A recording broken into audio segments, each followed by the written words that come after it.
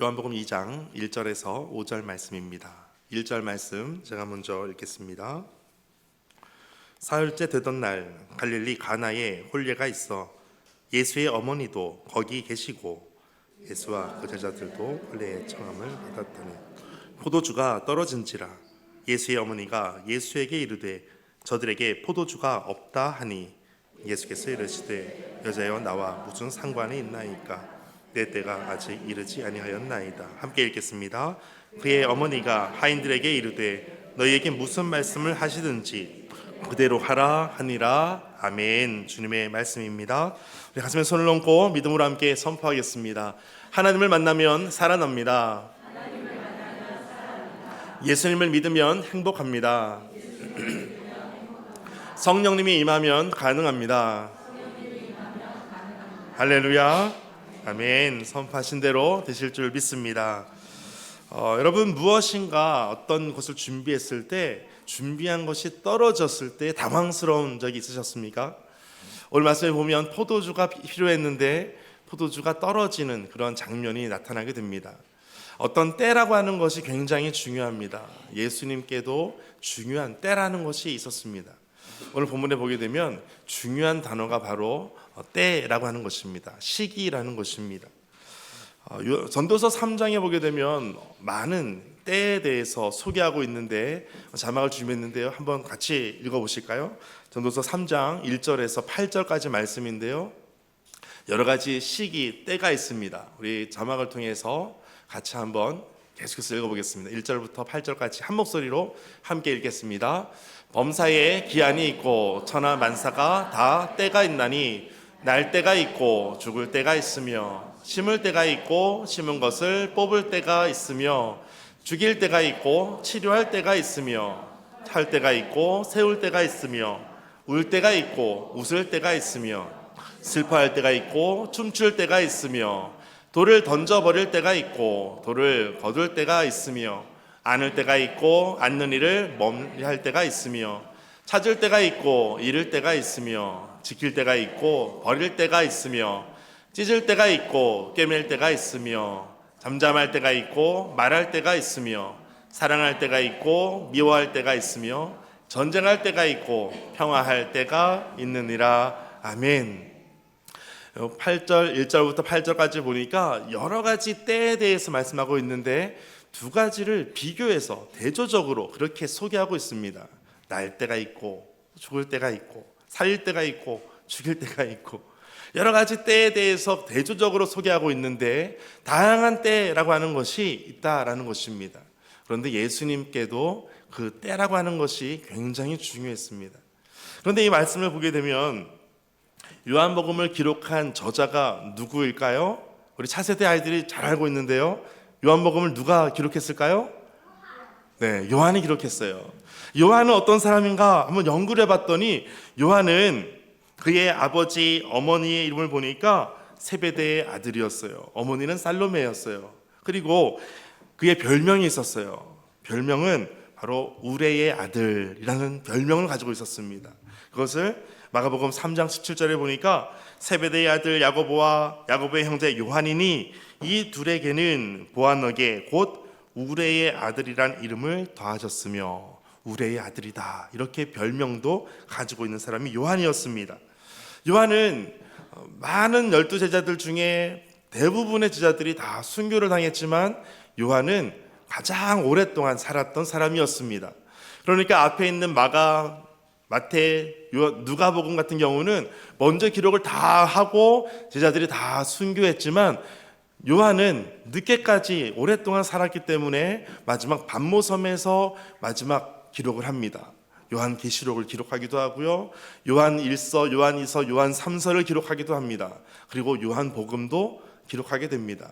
마지막까지 그가 기록한 것을 봤을 때 이 요한복음을 기록했던 시기가 언제인가를 한번 생각해 볼 필요가 있습니다. 그 때를 잘 기억하는 것이 오늘 본문을 이해하는데 굉장히 중요합니다. 앞에 있는 공간복음, 마태, 마가, 누가복음을 기록한 이후에 그것을 다 요한이 봤을 거예요. 그리고 나서 요한복음을 기록하는데 그 요한복음을 기록했던 시기를 학자들이 말하는 것을 보니까 주후 85년 정도 70에서 85년 정도의 요한복음을 기록했을 것이다 라고 추측을 합니다. 그가 마지막에 오랫동안 살았기 때문에 가능한 일이었죠. 그런데 여러분, 주 85년 그때 중요한 것이 무엇이냐면 믿는 사람들이 극심한 박해, 핍박이 있었다는 거예요. 그리고 이미 많은 제자들이 다 순교를 당했습니다. 가장 첫 번째로 야고보 사도가 순교를 당하기도 합니다. 그런 것을 볼 때 사람들의 마음이 어떤 마음이 들었겠습니까?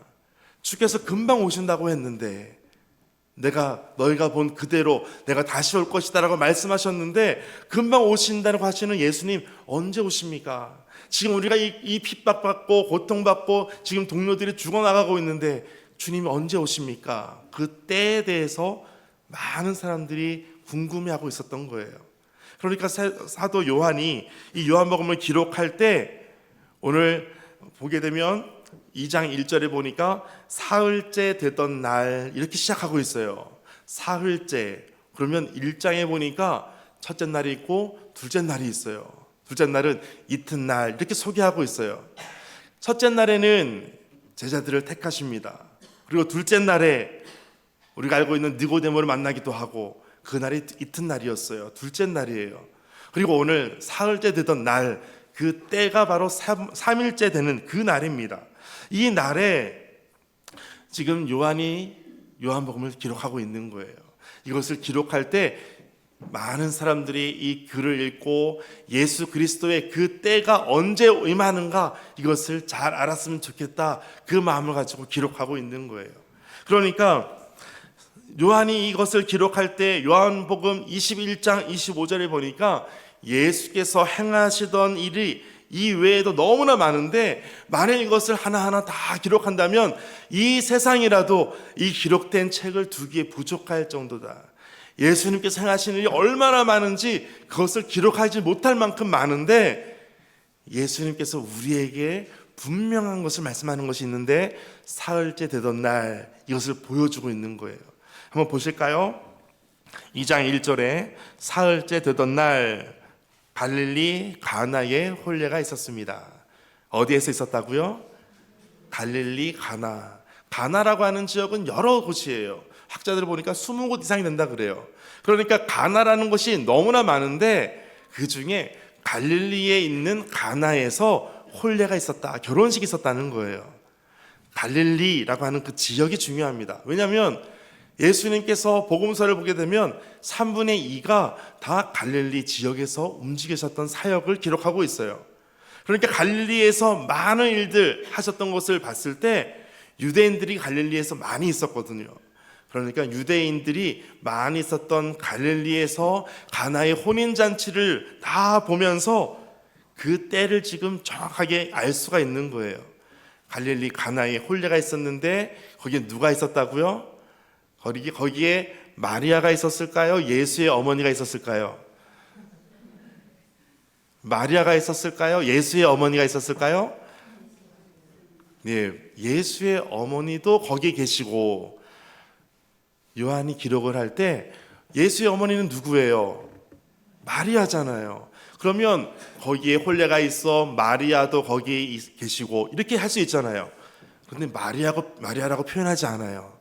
그 마리아를 어떻게 표현하냐면 예수의 어머니. 중심이 누구냐면 예수님의 어머니도 있었다라는 거예요. 중심이 바로 예수님이었어요. 예수님도 그 혼례에 계셨습니다라는 거예요. 그래서 2절에서도 예수와 그 제자들도 혼례의 청함을 받았더니, 지금 첫째 날, 둘째 날 지나면서 제자들을 다 모으셨거든요. 그리고 예수와 함께 제자들도 거기에 있었습니다. 지금 중심이 예수님께서 지금 거기에 계셨다라는 것을 표현하고 있는 거예요. 3절에도 보니까 포도주가 떨어진지라 문제가 생겨버렸어요. 예수님께서 계시는 그 가나의 혼례 잔치에 지금 포도주가 떨어졌다는 거예요. 지금 큰 문제가 생겼어요. 그 당시에 결혼식을 하고 피로연을 할 때에는 맛있는 걸 먹고 잔치를 베풀 때에는 한 일주일 정도를 같이 먹고 같이 축하해 주는 시간을 가졌어요. 그러니까 일주일 시간을 다 보내야지 되는데 일주일 동안 먹을 만한 포도주가 지금 부족해 버린 거예요. 여러분 잘 생각해 보세요. 지금 유대인이 특히 예수 그리스도를 믿는 사람들이 박해를 받는 중에 일주일 동안 지켜줘야 되는 그 시간을 지키지 못하고 지금 주님 언제 오십니까? 언제 오십니까? 하는 중인데 지금 일주일을 채 못해서 포도주가 떨어졌다는 것은 지금 끝까지 뭔가 때를 다 맞추지 못한 것처럼 보이는 것을 의미하는 것입니다. 그러니까 포도주가 떨어진지라 이 말씀은 지금 그 때를 아직 채우지 못한 그 시기를 지금 말씀하고 있는 거예요. 우리 어린 친구들에게는 좀 어려울 수도 있는데 그래서 벌써 절전 모드로 들어간 친구들이 많은 것 같아요. 그 때를 지키지 못했던 그 시기에 이미 포도주가 떨어진 일들이 발생합니다. 그때 이제 마리아가 예수에게 이르되 이렇게 말씀하지 않고 어떻게 표현하고 있다고요? 예수의 어머니가 예수께 이렇게 말씀하고 있는 거예요. 예수님께서 지금 거기에 계셨고 예수님께서 지금 이 이야기를 지금 들으셨다는 거예요. 그리고 저들에게 포도주가 없다 이 얘기를 듣습니다. 그런데 예수님이 하시는 말씀이 4절 같이 읽겠습니다. 시작.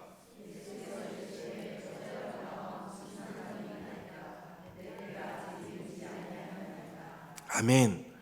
지금 예수님께서 포도주가 떨어진 얘기를 들었을 때 어떻게 말씀하는 것이 가장 표현이 적합했을까요? 아, 포도주가 떨어졌군요. 그러면 포도주를 내가 만들어 놓겠습니다. 하든지 아니면 걱정하지 말라고 내가 모든 것을 걱정하지 않도록 문제가 되지 않도록 마무리를 다 하겠다고 하든지 뭔가 그런 일들이 발생해야 되는데 예수님의 말씀은 그때 꼭 집어서 하시는 말씀이 내 때가 아직 이르지 아니하였다 이 말씀을 하는 거예요. 사람들의 마음속에는 언제 예수님 오십니까? 그런 시기에 요한이 지금 그 사람들에게 전하고자 하시는 말씀은 예수님의 때가 아직 이르지 않았을 뿐이지 예수님의 때가 반드시 있다라는 것을 말씀하고 있는 거예요. 여기에서 여자여라고 하는 것은 나와 무슨 상관이 있나이까 이 말씀 표현하는 것은 예수님의 어머니 여자여라고 하는 이 표현이 그냥 막 부르는 말이 아니에요. 그때 여자여라고 하는 이 단어는 존칭을 하면서 부르는 표현이 바로 여자여라는 표현입니다. 예수님께서 마지막에 십자가에 달리시고 요한에게 이야기하는 것이 있었죠. 보아라 너의 어머니다. 그럴 때 여자여 보소서 아들이니다. 이 말씀을 먼저 하셨어요. 그리고 그때 그 여자여 이 표현이 이 앞에 있는 이 여자여 여기와 똑같은 표현입니다. 그러니까 예수님께서 그 존칭을 하면서 부르는 표현이 바로 여자여라고 하는 이 표현이었어요.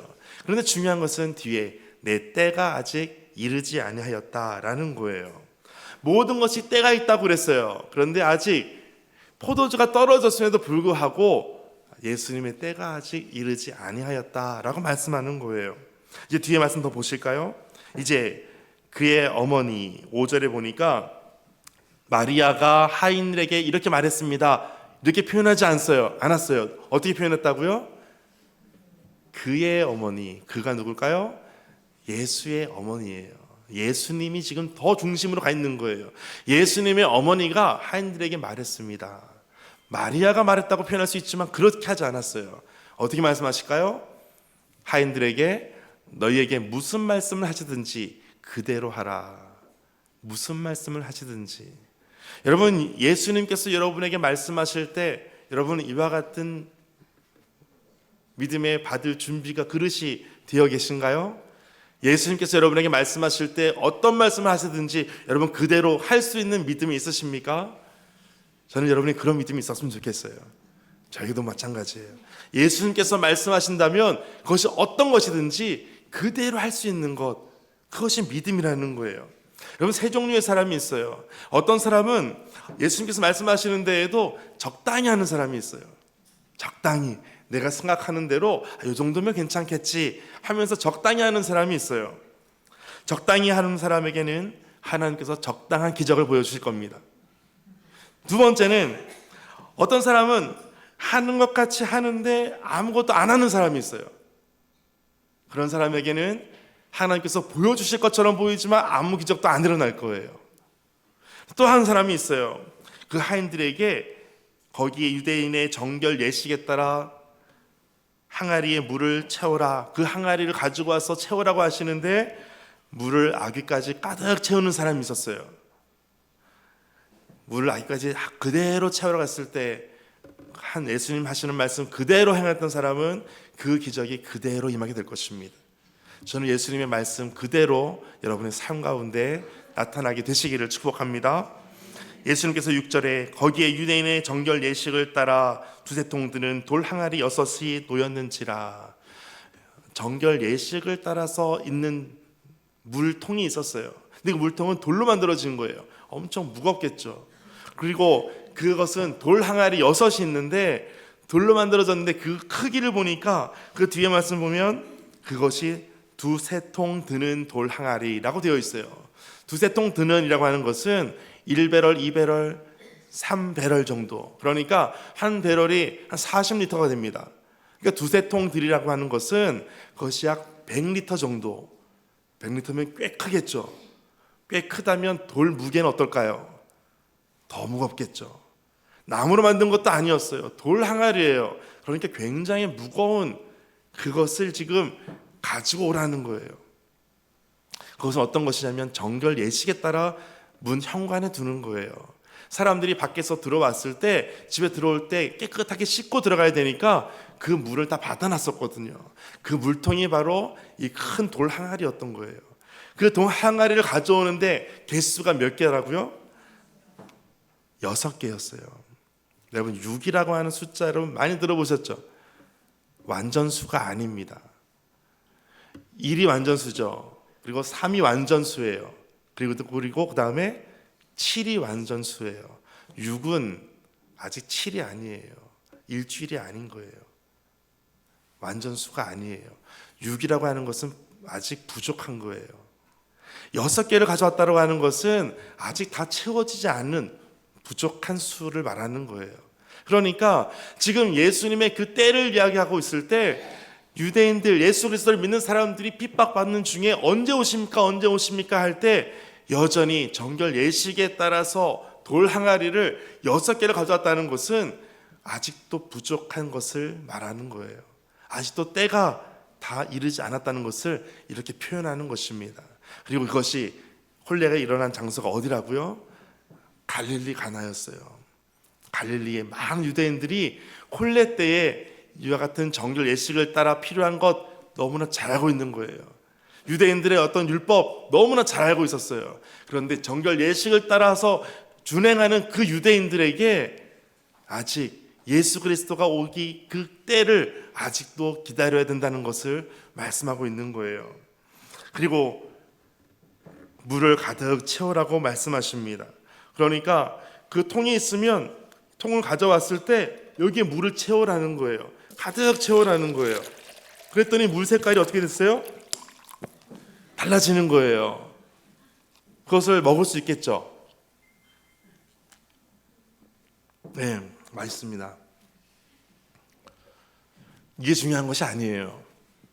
우리는 기억할 때 물이 포도주로 바뀌었구나, 변화됐구나, 여기에 초점을 두기 쉽습니다. 그런데 더 중요한 건 무엇이라고요? 예수님의 때라는 거예요. 그 시기라는 거예요. 주님, 내가 지금 이와 같은 일을 겪고 있고 내가 힘든 일을 겪고 있는데 주님은 왜 아직까지 안 오십니까? 내가 주님께 기도하고 있는데 언제 내 기도를 들어주십니까? 응답하십니까? 그럴 때가 있을 거예요. 그럴 때 예수님의 때가 있다는 거예요. 그 때를 기다리라는 거예요.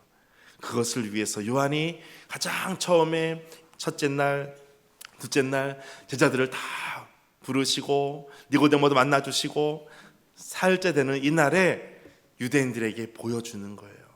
예수님의 때가 있다는 것을 여러분 기억하십시오. 물이 포도주로 바뀌었던 그 가나 혼인잔치 때 예수님께서 보여주셨던 그것이 있지 않습니까? 그때 예수님께서 뭐라고 말씀하셨습니까?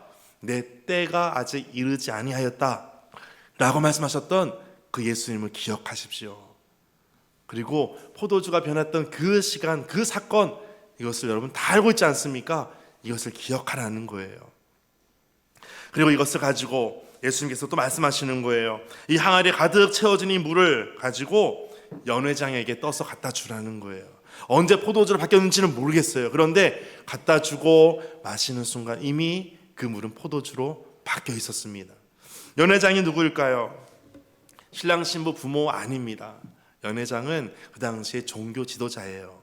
그러니까 율법을 너무나 잘 알고 있는 사람, 정결 예식을 너무나 잘 알고 있는 사람, 그 연회장이 이것을 받아서 보는 거예요. 받아서 보니까 9절에 보니까 연회장은 물로 된 포도주를 맛보고도 어디서 났는지 알 수 없었다. 알지 못했다는 거예요. 그런데 누가 알았을까요? 물 떠온 하인들은 알더라. 연회장도 모를 수 있어요. 종교 지도자도 모를 수 있어요. 왜냐하면 어떻게 물이 왔는지, 이것이 어떤 포도주가 됐는지 전혀 몰랐어요. 연회장도 모를 수 있어요. 예수님의 그 때를 종교 지도자도 모를 수 있어요. 그런데 누가 안다고요? 물 떠온 하인들만 안다는 거예요. 예수님을 경험한 사람들만 예수님의 그 사랑을 알 수 있는 거예요. 예수님을 진짜 경험한 사람들만 그 때를 기다릴 수가 있는 거예요. 그것이 바로 물 떠온 하인만 아는 이 기쁨이 있다는 것입니다. 연회장도 몰랐다는 거예요. 그리고 신랑을 부릅니다. 그리고 말합니다. 사람마다 먼저 좋은 포도주를 내고 취한 다음에는 좀 낮은 포도주를 내는데 당신은 언제까지요? 지금까지 좋은 포도주를 두었도다. 지금까지라고 하는 것은 우리가 예수님을 믿고 또 그날이 다가오는 날을 기다리고 있는 우리에게 지금까지 예수님께서 당신과 함께 하십니다. 이것을 보여주고 계시는 거예요. 지금까지 좋은 포도주를 두었다라는 거예요. 그 때에 대해서 그 비밀을 이렇게 말씀하고 있는 것입니다. 이제 마지막 11절 같이 읽어보실까요? 11절 함께 읽겠습니다. 시작. 예수께서 이 첫 표적을 갈릴리 가나에서 행하여 그의 영광을 나타내심에 제자들이 그를 믿으니라. 아멘. 그 영광을 나타내시니까 함께 갔었던 제자들이 예수님의 그 기적을 보고 정말 예수님이시구나. 내가 지금 예수님을 따라가기로 지금 결단하고 따라왔어요. 예수님의 그 나를 따르라 하는 그 말씀을 듣고 따라오긴 했는데 예수님에 대한 믿음이 이 가나의 혼례 잔치를 보면서 그 때에 대해서 말씀하시면서 이 기적을 베풀어 주셨을 때 제자들이 그를 믿으니라. 그가 누구예요? 예수님을 믿게 되었다는 것입니다. 예수님을 믿는 사건, 그리고 예수님의 그 때를 말씀하실 때 물이 포도주로 변한 것처럼, 물 떠온 하인들만 아는 것처럼 예수 그리스도를 믿고 구원받은 사람들은 우리의 구원이 우리의 전인격적인 모든 것이 바뀌는, 단순히 어떤 안 좋은 것이 좋아지는 정도가 아니고 우리의 존재가 완전히 변화되는 것을 의미하는 것입니다. 이처럼 물이 변한 것처럼, 전혀 다른 포도주가 되었던 것처럼 우리의 구원이 이와 같다라는 거예요. 이 구원을 경험한 사람은 물 떠온 하인들만 아는 그 기쁨을 경험하게 될 것입니다. 저는 여러분에게 모두가 다 이와 같은 기쁨을 경험하는 분들 되시기를 주의 이름으로 축복합니다. 함께 기도하겠습니다. 오늘 말씀 가지고 함께 기도하겠습니다. 포도주가 떨어졌다는 것이 우리에게는 너무나 큰 사건이 되고 또 비극이 되고 염려거리가 될 것입니다. 그러나 예수님께서 함께 하셨던 그 가나의 혼례 잔치에서는 그것이 전혀 문제가 되지 않습니다. 때로 우리는 어떤 문제 앞에서 나에게 이 문제를 어떻게 해결해야 될지, 이 문제를 어떻게 헤쳐나가야 될지 모를 때가 많습니다. 그러나 주님께서 말씀하시면 이 모든 것이 변하여 새로운 피조물이 되는 것처럼 하나님의 구원을 경험하는 자가 될 것입니다. 하나님, 오늘 우리 인생 가운데 예수님께서 함께 하시고 이와 같은 기적을 경험케 하여 주옵소서. 하나님의 구원의 역사들이 우리의 삶 가운데 날마다 경험되게 하여 주옵소서. 함께 믿음으로 기도하며 나아가겠습니다.